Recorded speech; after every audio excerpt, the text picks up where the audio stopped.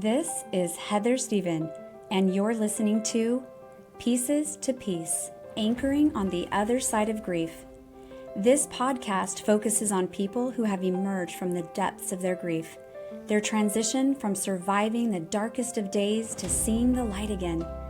Through my own experiences of grief, I have learned how healing it is to know that I am not alone. My hope is that those seeking comfort and relief will find some here and leave feeling reassured that there is life again. There are brighter days ahead, just around the corner. Coming on. Thank you. I'm so happy to be here. Thank you for inviting me to come talk with you. Yeah, absolutely. Well, Kayla, you are the daughter of, why don't you just explain a little bit about who you are and where you come from?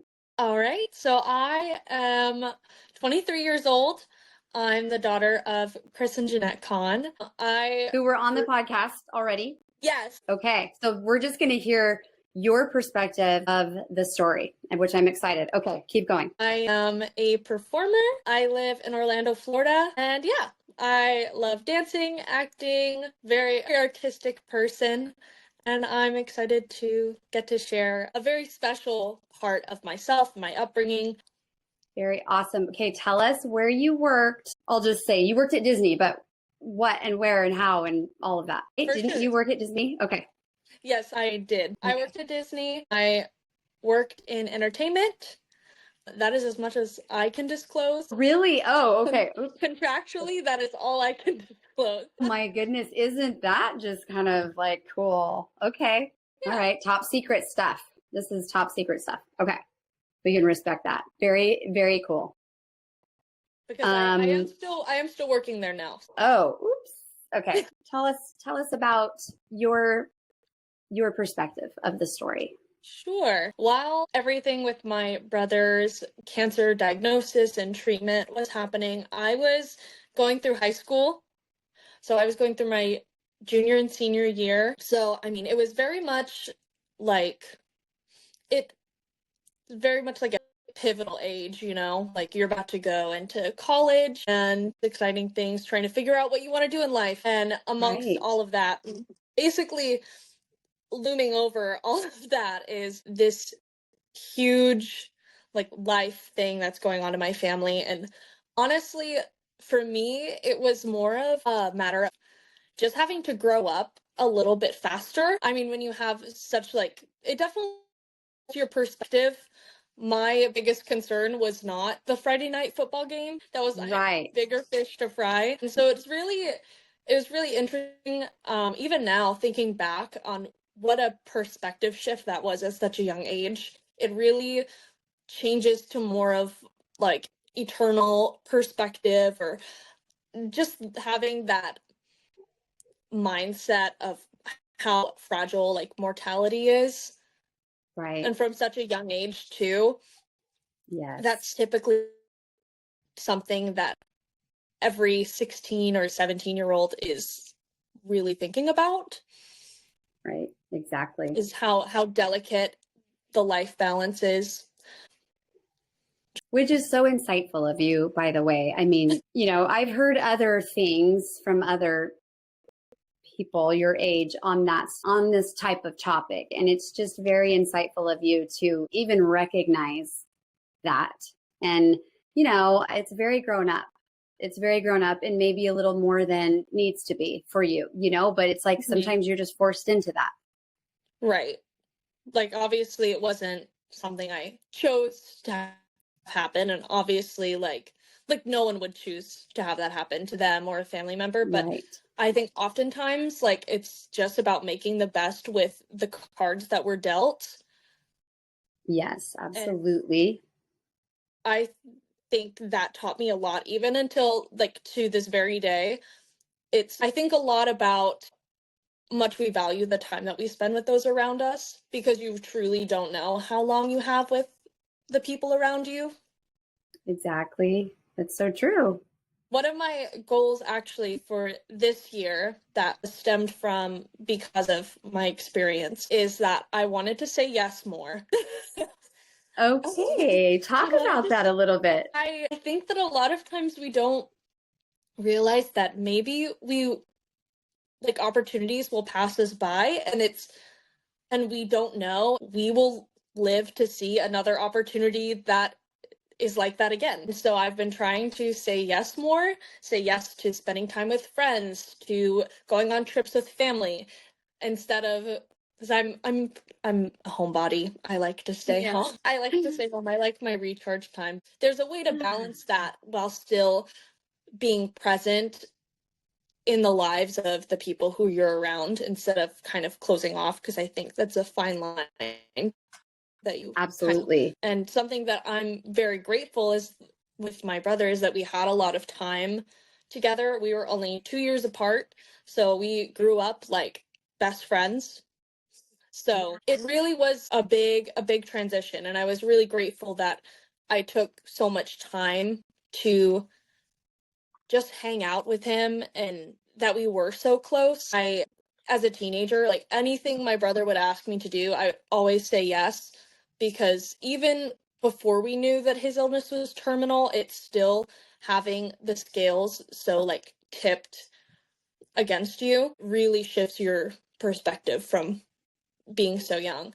Anytime he was like, let's go to the movies, I'm like, I'll drive, we're going to the movies, just us two. I love that. And this was before the diagnosis even? Or was this after that? A lot of this took place because when we first got his diagnosis, we thought that his brain tumor was benign. So even before he got his actual terminal prognosis, which was when we found out what it actually was, which was DIPG, which is a specific mutation of brainstem tumor that disguises itself to be benign, but is actually extremely aggressive. So even before that, like me and my brother had always been very close. Even when we thought it was just benign, it was still every moment that I had with him, I would always say, yeah, what a blessing that is, though. For sure. He even signed up for high school choir just so that we could hang out more. Not because he could actually sing, or could he actually sing? Could actually sing. He was very humble about it. He wouldn't tell you that he could actually sing. Yes, so a modest person in that. But he was certainly not the performer type. But into like the later time period, like in his life, closer to like my senior year of high school, that was when he was a freshman and I was a senior. So we'd ride to school together every day. I'd drive us to school. And then we had our 5th period class together, which was our choir class. Because at that point he had lost a lot of function in his extremities. So for him, like that was one thing that he could go and he could do that regardless. Right. Because you don't need to be able to swing a baseball bat to sing in a choir. Right. Because he was more of the athlete type. Yes. Gotcha. And I was cheerleader, show choir, theater, dance team, all the artistic stuff was very much me. And I convinced him to join me. That is awesome. I love that story.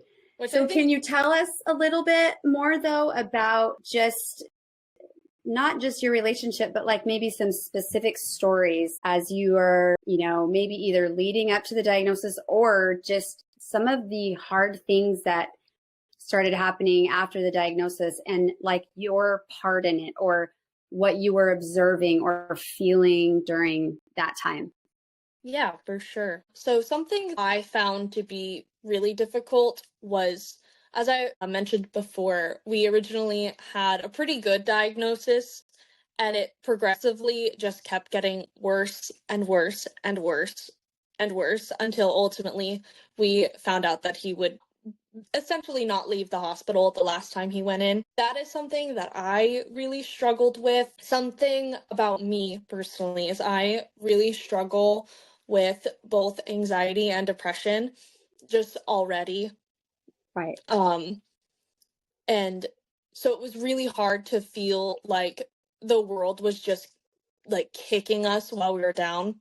And something that I really struggled with, like as a teenager, was thinking that my brother was so great and so wonderful and wishing that it would have been me that it was happening to instead of him. And that was something that I struggled with for a really long time, is that survivor's guilt of feeling like everything was going well for me and I was not as good of a person as he was, that I was the one who deserved to be sick with cancer and that he didn't deserve that.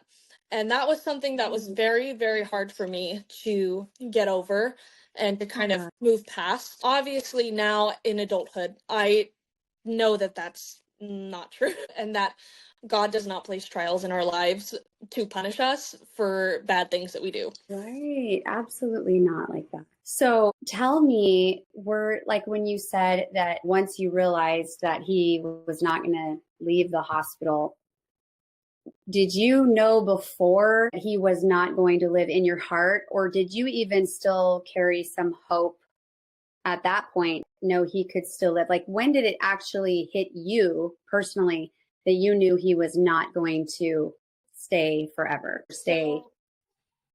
Right. So for me, when I kind of knew I'm very grateful that I have wonderful parents who were very extremely transparent with me through the whole process of everything that was happening with my brother. Like, they would call me or text me every time they found something new out about his diagnosis. They would call me immediately, whether I was at school, like didn't matter where I was. I think having parents that valued communicating with me throughout this process, even though it wasn't an easy thing to share, made it easier of a blow. It didn't feel like this like crazy shock that I wasn't expecting. So Right. You just spring up on you. I was very in the loop the whole time, and they were also very transparent with my brother. And so all of us were kind of on the same page. That was My wonderful. sister at the Good. time was very young. So obviously they had to explain things to her a little differently. She was like 4 or 5 at the time. So she was very young, but for me and my brother, we were both teenagers and they were very open and transparent. And so really, when he went back into the hospital for his second brain surgery, which was January of 2018, which was a few months before he passed, once he started not getting better after that surgery, that was kind of when we all knew that he probably wasn't going to be out of the hospital, because my parents were very open with me that he was not regaining his ability to swallow, and if he can't regain his ability to swallow, there was certain studies that were going on for his specific type of cancer that he was trying to participate in as like kind of a hope for that type of cancer. So that was kind of like that last hope. And once he wasn't able to regain that ability to swallow, that was kind of when we knew that it was just a matter of when. So it really didn't come as a surprise. It was a very gradual, like, downhill slope. But I'm forever grateful that my parents were so communicative and healthy in the way that they kept me in the loop, especially because I felt like I always knew what was going on. Even when it was hard, there was never that unknown feeling. Like, I knew what was happening and I knew why things were changing in my life, which I think made the transition a lot easier. Yeah. So when they would call you or text you and you would maybe be alone and you would get bad news, how did you cope?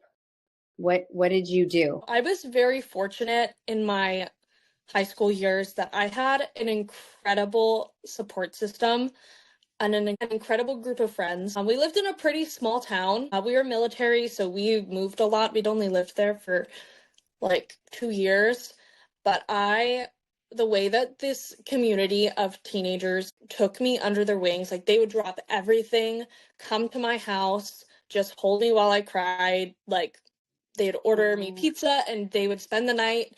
My best friend, her name is Sydney, she would come to my house and sleep there so that I wouldn't have to sleep by myself.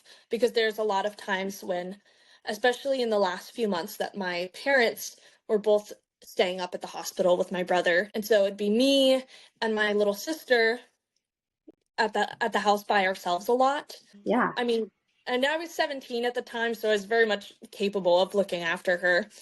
But it was hard sometimes because the house would be so quiet. Right. So I had such great friends who would drop everything to come be by my side. I was very, very fortunate. Sounds like it. That is awesome.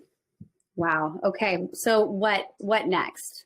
Like what did you experience maybe when you found out the day that he picked, wasn't it Friday? When he picked Friday that he would be okay to let go. How did you do with that? Honestly, brought me a lot of peace that he was able to choose a day rather than the cancer choosing a day for him. I remember that Wednesday, we did not think that he was going to make it through the end of the day. And my parents had called me and they were like, we don't know if Austin's going to make it. Like, we want you to come down to the hospital tonight. And so the next few days, like, I spent at the hospital, obviously. That last night on Thursday, we all actually slept there. Me, my sister, and my parents, we all slept in the hospital room.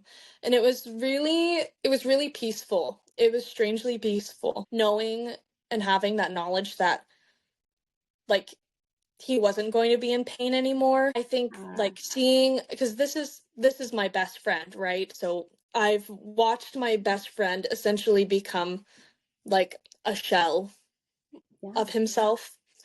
And that, I think, in itself was harder than actually saying goodbye. Right. Okay. Yep. Because there was at least with saying goodbye, there was that peace of knowing that there's a greater plan to all of this and that he is in a better place now and that he's not hurting anymore. And I'm very grateful for that. It almost felt like, because he was such a shell of himself, that it almost was like he really wasn't completely there anymore because his function was so limited. And I think that was the hardest part, was having to see him kind of deteriorate in that way. Yeah. And so I'm sure you all were, but since we're just talking about you, clearly we're grieving through all of this whole process. Right. Started grieving. My grieving started well before he passed away. Sure. And just watching the sadness of everything going on, but then watching him decline and knowing that it's coming, the inevitable is coming. And, and you don't know what you don't actually, no clue what it's actually going to feel like and be like when that time comes. Mm-hmm. When that aftermath hits and everybody goes back to their own lives and you're stuck in that place. So talk about that a little bit. For sure. So again, like I said, I was fortunate to have a lot of support where I lived at the time. Shortly after my brother passed away, so he passed away in March, and then June, I graduated high school and I moved. So I immediately went from having all these people around me who knew what I had gone through, like all my teachers at school, like everyone knew my brother. He went to the same school as me. And so I got a lot of help and support and was really uplifted by my community in those first few months. And then I left. So I immediately, after summer, after I graduated, we went and visited our family in California. My parents and my sister moved to Kansas, and I went to college all by myself. Wow. I went to Utah Valley University, and I went from being so supported and having so many people around me who knew my situation to now I can't meet new people and have them ask me how many siblings I have without me like breaking down in tears, and they're like, oh my gosh, this girl is so weird. Right, because they don't get it. They're like, how many siblings do you have? And I'm just boohoo crying, and they're like, okay, weirdo, bye. Oh yeah, because it's like taboo for them. Well, because a lot of people don't know how to handle death and how to handle grief or emotion, especially people who are freshmen in college. 18, 19-year-olds, a lot of people are not comfortable with grief, especially at that age. And that was something I learned very quickly after I started college. I bet. Something that I really struggled with too was just feeling very alone. And I mentioned before, I struggle with anxiety and depression. And this period of time, I would say probably the darkest time of my entire life, where I felt so alone, like I was having terrible, awful thoughts. It was not a good time. That survivor's guilt just got worse at that point. But now, instead of I should be sick, it was the thoughts in my head telling me that I should have been the one who died. Right. Which is a really dark and heavy thing to have to deal with at 17 years old. Alone. Yes, without your family and your support system, and you're trying to navigate this new thing by yourself. Right. And also like a big life change of going to college, and it was a lot. And I came home and visited my family during Thanksgiving, during our fall break, and I finally like got a glimpse of what it felt like to not be alone anymore. And so then I went back to school, and I had like one of the biggest mental breakdowns of my life to this day. I completely broke down. I was on my floor sobbing, and I called my mom, and I was like, I can't do this anymore. Like, I need to get out of here. Yeah. I was like, Mom, I need to leave. My finals are next week, and I need to get out of here. Wow. Okay, so what happened? And my mom was like, okay, well, we'll see you for Christmas, and we'll talk about how you and Dad can get your stuff over here to Kansas. Wow, okay. So I went and finished my finals the next week, and then we went and visited our family in California for Christmas, flew back to Kansas, and drove to, actually my car was in Utah still. So me and my dad flew from California to Salt Lake, got my car, loaded all of my stuff up in it, drove through the snow and ice. Yeah, I guess so at that time. Yep. Drove through the snow and ice in my little Chevy hatchback car. Oh my goodness, Kayla. All my belongings stuffed up to the top. Yep. And I didn't look back since. So when you called your mom, were you kind of hoping not even through finals? Like, were you hoping that you could just leave right then and there? I knew that I needed to do my finals. Yeah. I have always been I'd like to say I'm pretty realistic. I was like, I'll do my finals, but I'm not coming back. Yeah. I was like, okay. I can't come back here. I need to get out. And was it that you needed to be with family, or you just needed a different scene altogether? Both. Yeah. I was so alone, and I was so just nothing seemed to be going my way. And honestly, I got really good grades my first semester of college, which is surprising. Yeah, really, actually. But then after that, I moved back to Kansas, and at that point it was too late to drop out of school, so I switched to online courses. Did you? Online school, which is also a really bad decision for me. I have ADHD as well, so I'm not a very good self-delegator.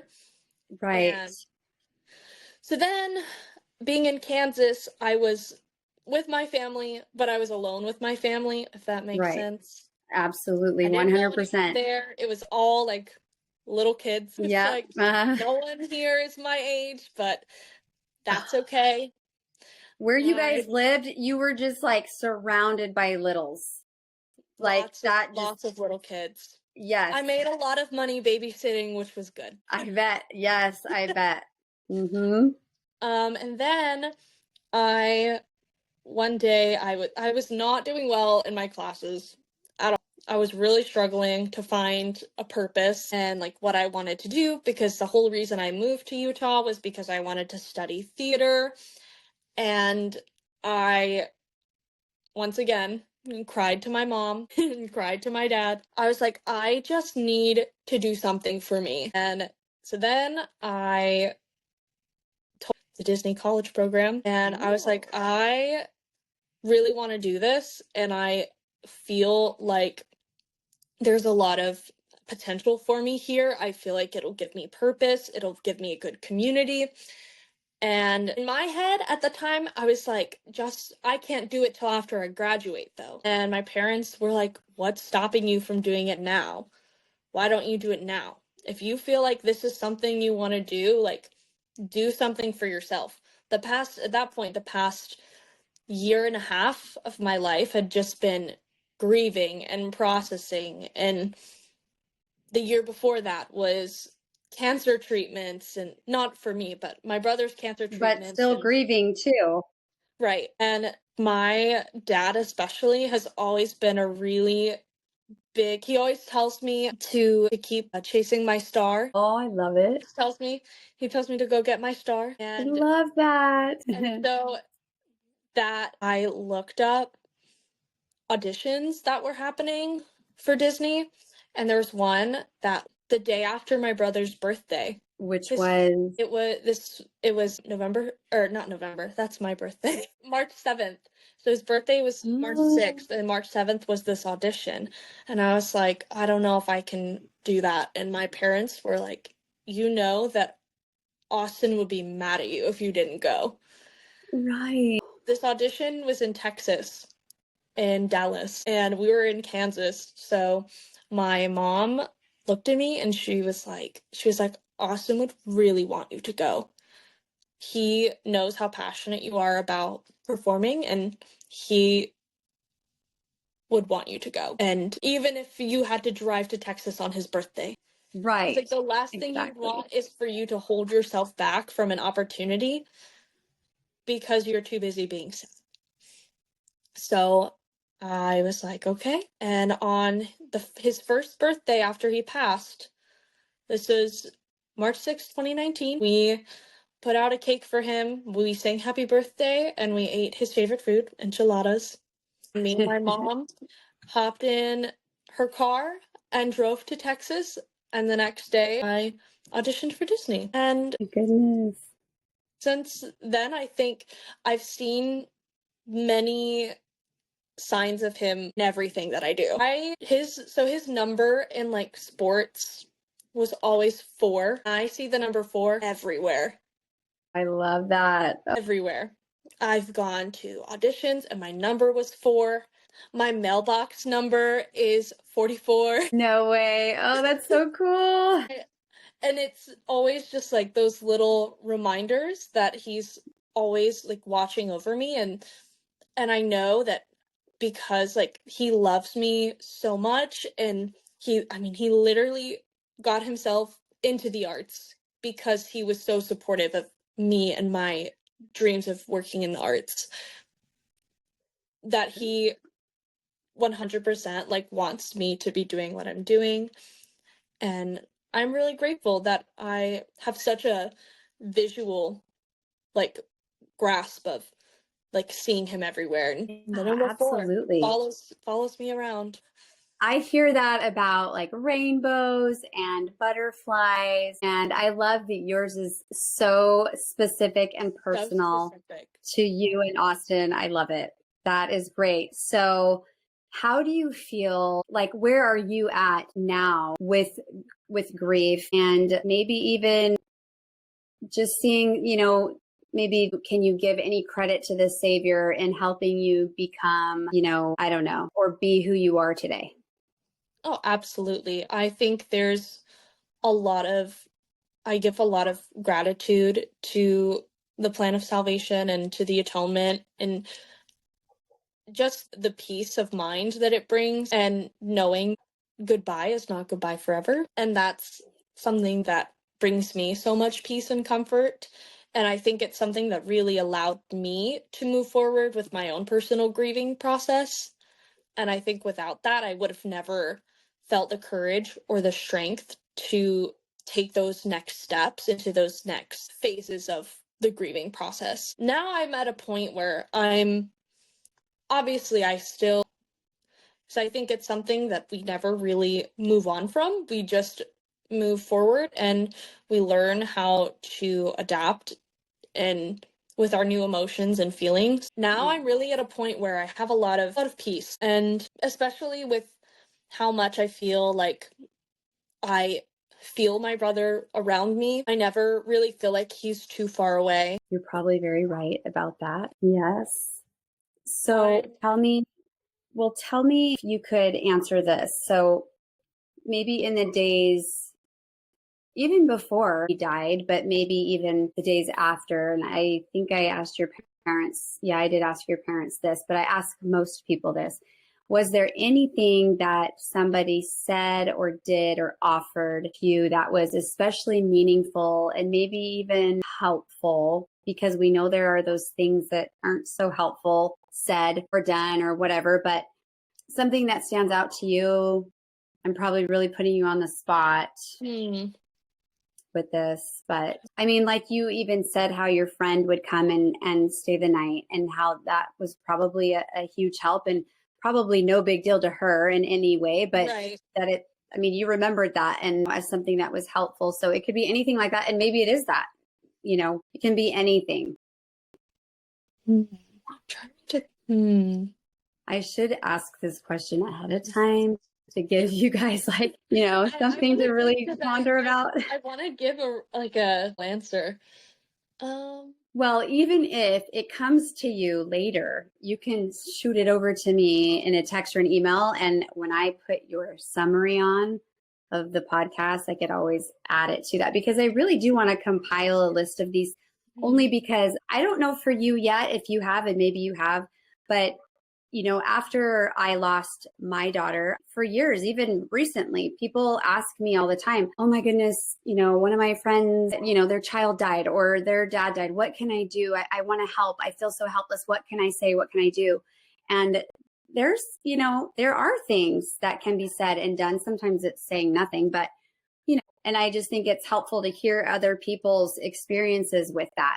I think something that at least stands out to me in my mind currently is something that after my brother passed, we made a rule in our house that nobody cries alone.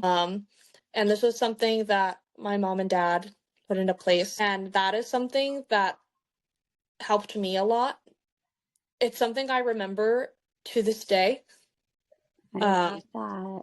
Of just not isolating yourself in your moments of weakness, because that's where depression lives. And that's where those dark thoughts can really grab a hold of you. And that was the reason for the rule. And that's something that I still think about to this day. Something I enacted, I guess, a motto that I tell myself, just from what I is that what you need today is not the same as what you will need tomorrow or the day after. Right. That grief is not a linear thing, and it is ever changing, ebbs and flows with your emotions, and there's no right way to feel. And that was something I struggled with for a while, of feeling like almost an internal pressure, like just move on or to just get over it. Yeah. Yeah. And why do you feel like that was internal? Like, did you ever get any of that from the outside sources? Not even from people that you know, but I mean, just hearing about it or seeing it or reading about it or anything. Did you feel pressure? I think so. I think a lot of times, like, you see how well other people are doing, and I mean, comparison is the thief of joy. Right. And especially as a teenager, I mean, I'm as guilty as anyone of comparison. Right. I think it's human nature, but it's also something that we have to actively strive against. I would see, like, everyone seemed like they were doing so well and that college was so easy for them, and I felt like the biggest failure because even though you had good grades. Right. I was like, yeah, I have all these things going on, but I always felt like I'm like that's an excuse. Like I'm not making excuses. But right. I think sometimes we need to reach a breaking point to be able to rebuild. And I think me reaching my breaking point was an opportunity for me to rebuild my emotional structuring and the way that I process and handle my own emotions. Growing pains, absolutely. Also, Absolutely. getting psychiatric help is also very great. I agree. If you find the right help or the right person, sometimes it's really hard to find that person that you have the connection with. That process can really stink. But it can be a when little you do, disheartening, but once you find what works for you and who works for you, absolutely. Absolutely. Well, can you give any, to maybe either parents who have, teenagers that they're helping grieve, a loss of some kind, or both a teenager or other teenagers that are going through a loss of a friend or a sibling or a parent? Is there any advice you could give to a parent, an adult, or both to another teenager? Definitely. I think to parents of grieving teens, my number one thing is transparency. I love it. Transparency. I cannot stress enough how much that helped me through my process, is never feeling like there was an unknown, because grieving and the grieving process in itself is already a big scary unknown. And I think it's natural as parents to want to protect and to shelter your children from things that are hard or things that are scary and things that are stressful. But I also think that it's important to know that as a teenager, this is someone who is going to be an adult soon, and they need to have that access to open communication. And because ultimately that's going to set them up for emotional success in adulthood. And I think emotional intelligence is just as important as any other kind of intelligence. And if you're not more, right. Yeah, absolutely. And I notice a lot, especially in just talking with other people my age, is that a lot of people don't get that growing up. Is a lot of parents really, really do shelter their kids from information and from things that are hard. But I think the best way to build trust and bond through your grief instead of letting it tear you apart is to have that open transparency and that line of communication. For me, that is something that was an absolute game changer, is that I never felt like I was in the dark. So then when I was in those dark moments, I felt like I could go to my parents because they were always open with me. So why would I not be open with them? I love that. And what about to teenagers? So to teenagers who are grieving or have lost someone, or maybe who are just going through a difficult time themselves, I'd say my number one thing is just to give yourself grace. Everything feels so quick, and it feels like there is such a rush. Finish school and graduate and go to college and finish college. You have so much time. You have so much time, and things will get better and they will get easier. Even though you can't see it now, there is a future that is a lot better than what you think. And just allow yourself time. I think time is one of the most valuable things that we have. Obviously, in a situation of grief, a lot of times that you feel like you've been robbed of time, but grant yourself time, especially as grieving. As the grieving process goes on, it's not going to be the same every day. Expect the unexpected. Give yourself time. Be not only open and honest with those around you, but be honest with yourself and to what your own load capacity is. I feel like a lot of times, especially for me, I felt like I needed to go to college and I needed to do this and this and this, when I probably should have just slowed down and taken a minute, taken a few months for myself. And my parents were very like, if like you don't have to go to college right away, but even still, like I just felt like because everyone else was, that I had to, because that just felt like the expectation. But everyone's path is so different, and there's no use in comparing even your grieving process to someone else's. Even within your family, that's going to look so different. So just give yourself time. I love that. Listen to yourself and listen to what you need. That is beautiful.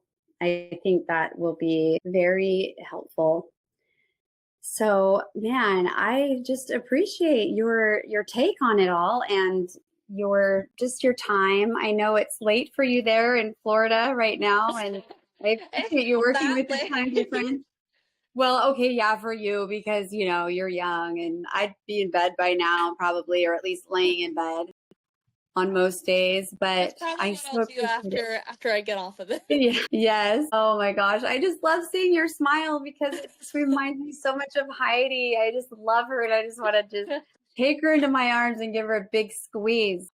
But I saw her the other day, and I bet you do. I bet, how often do you get to see her? I see them like a few times a year. Okay. And FaceTime always helps, I'm sure. Yeah, she has an iPhone, even though she doesn't always like to text back. That's when I call my mom and I go, can you put her on the phone? Yeah, thank goodness for that, right? Mm-hmm. Man, that's so great. Well, Kayla, I wish you the best. I mean, just all the success and joy and excitement and, what's coming for you. It just seems like the possibilities are endless with where you're at. And I'm just so thrilled for you and thrilled to have had you on here and your outlook on things. So thank you for that. And we will say goodbye.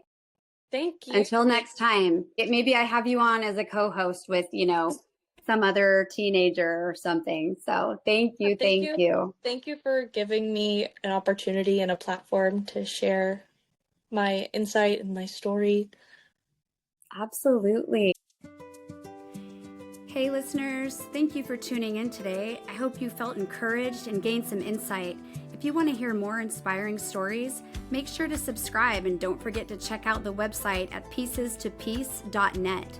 If you or someone you know has a story you'd like to share, send an email to heatherstephen@pieces2peace.net. Until next time, keep moving forward.